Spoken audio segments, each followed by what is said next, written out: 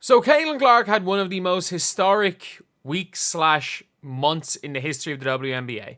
Again, like, look, it was only a half a month, and you could make the argument that she was robbed both weeks for Player of the Week, and that she was equally as robbed for Player of the Month.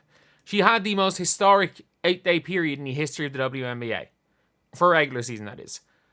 And she didn't win it. But before we get on to, if you guys are new to the channel, subscribe. We're trying to hit 24,000 by the end of the day, and right now we're about 200 off. So, if you want to look at the Player of the Month awards, it is a bit of a crazy one.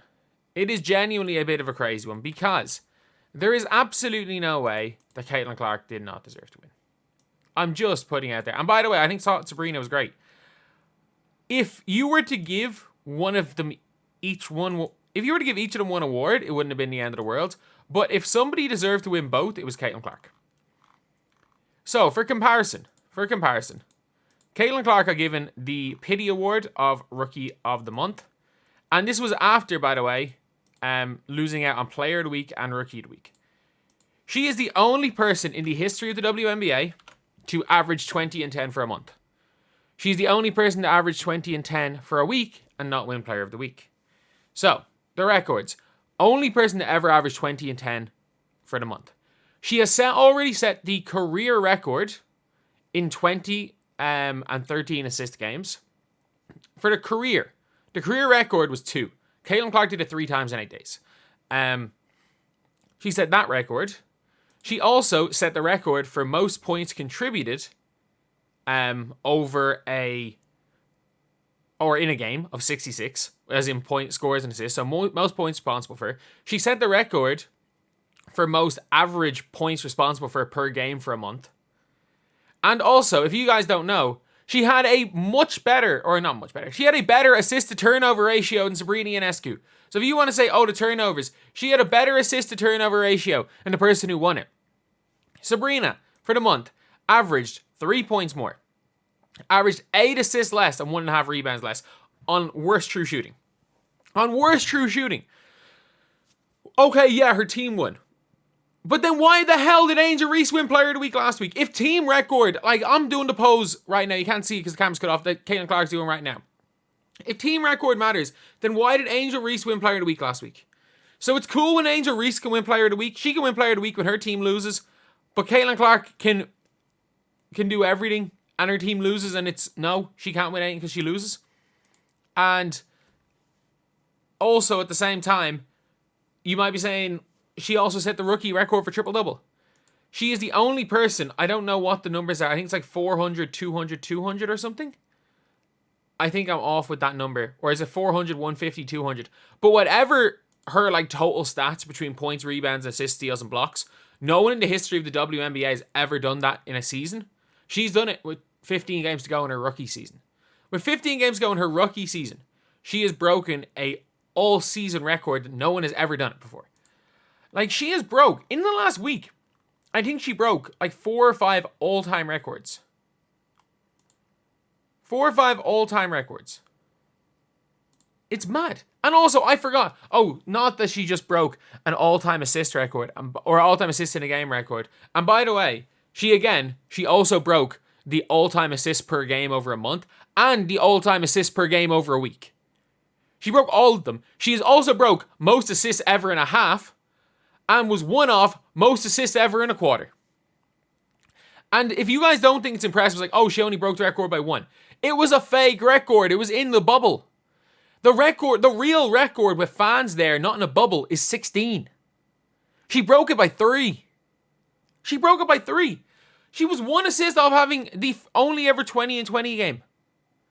She had the only ever 20 and 15 game. And she had 19 assists and 24 points. This is, as far as weeks are concerned, and months are concerned, you can't even, again, say winning and losing is all that matters, because she had a better record this month than A'ja Wilson had when she won Player of the Month in May. Or was it June? One of the months, the Aces were 500. There was one of the months where literally A'ja Wilson had a worse record as far as win percentage than Caitlin Clark had in July. But the biggest part about this is, what does she have to do? Like, first triple-double by rookie, most assists in a game, most assists in a half, one off most assists in a quarter, most assists in a month, most assists average in a month, most assists average per week. Like what? We're already at 6 records. Most points responsible for in one game, most average points responsible for a month and a week. That's another, 3 records. No player in WNBA history has had 2 or more games. A career record of 20 and 13 games. She had 3. It's another record. And again, you're saying, oh, you're just picking out records. I'm sorry, if you're going to, if we're going to talk about the most double-doubles, then 20 and 13 games is a thing as well. First player in WNBA history to average 20 and 10 in a month. It's another one. Reached 400 and 200 assists in 26 games. And first player to get 20 points and 15 assists in a game.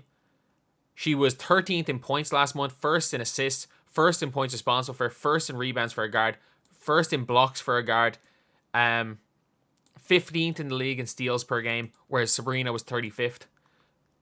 She's one of only 2 players in top 20 in all 5 categories. And the only players, young Brittany Griner and A'ja Wilson were the only players on the USA team who shot a better true shooting percentage for her in July than her in July. What does she have to do? I'm not joking. What does she have to do? Does she need to solve world hunger to get player of the month? Does she need to retire? Does she need to win player of the month and then graciously hand it to Aaliyah Boston? Is that what she has to do? Does she have to get up on stage like Paige Beckers? Does she have to get the award, make an agreement that she goes up like a Paige Beckers and congratulates everybody else when she gets an award? Does she have to take the award and just go, I'm not deserving this, and hand it to Aaliyah Boston? Is that what she has to do? Because I don't know if it's possible for her to have a better week than this. I'm actually not entirely sure it's possible. Or not even better week, better month.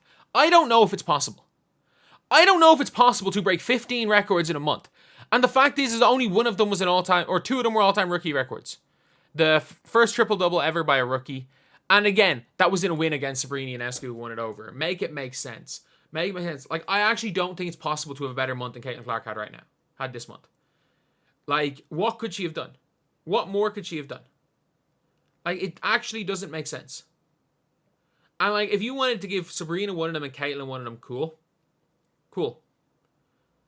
But there's no excuses to give Sabrina both. Because one, Caitlin was just better.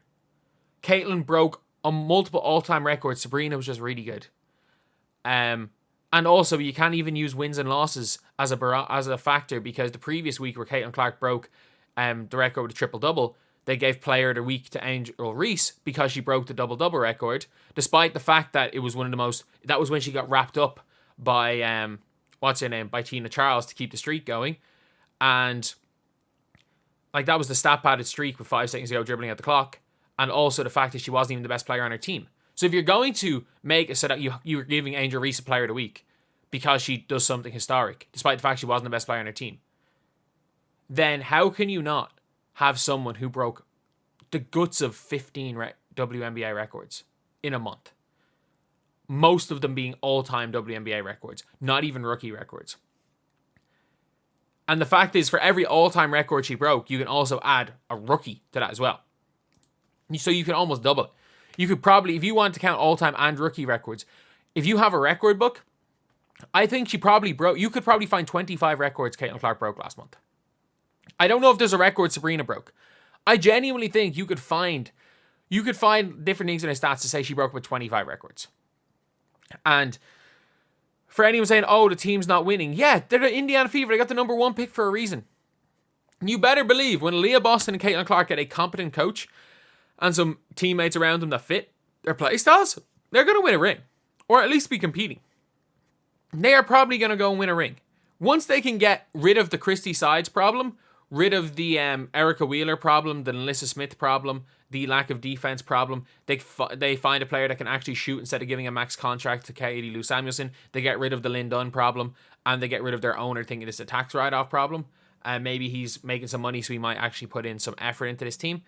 Like, if, let's just say there's a hypothetical where not Indiana, but let's just say, like, even the Sparks aren't great, but let's just say there's a hypothetical where both Aaliyah Boston and Caitlin Clark are on the Sparks. They are a playoff team. If that's a situation where both of them are suddenly on a different team, if they were anywhere but Indiana, this is not even a playoff team. This is like a 5th seed.